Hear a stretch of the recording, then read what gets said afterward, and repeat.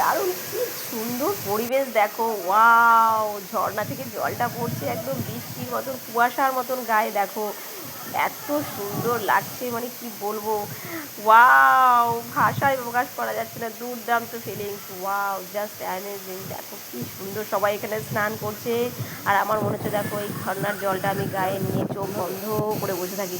দেখো সবার স্নান করা দেখে আমার ছেলে মেয়ে দুজনকে একদম পাগলের মতন হয়ে গেছে এদের কিন্তু। দেখো এরা সবার স্নান করা দেখে পুরো কিন্তু স্নান করেনি ঠিকই, কিন্তু পুরো ভিজে গেছে এরা।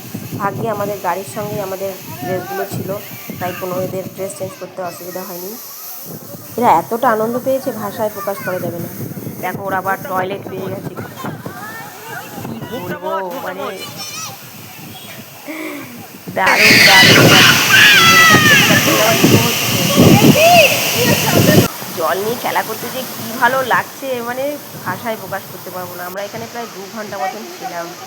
দেখো আর আমি যেখানে যেখানে যাচ্ছি ছানাটাও আমার সঙ্গে সেখানে সেখানে যাবে, মানে কি বলবো। আর এরা এতটাই আনন্দ পেয়েছে যে এখান থেকে এদের আনাই যাচ্ছে না। তো দেখো তারপরে ওর বাবা ওকে স্পাইডারম্যানের মতন দেখো লাফাতে লাফাতে ওর ডানা ধরে ওকে তুলে নিয়ে আসছে।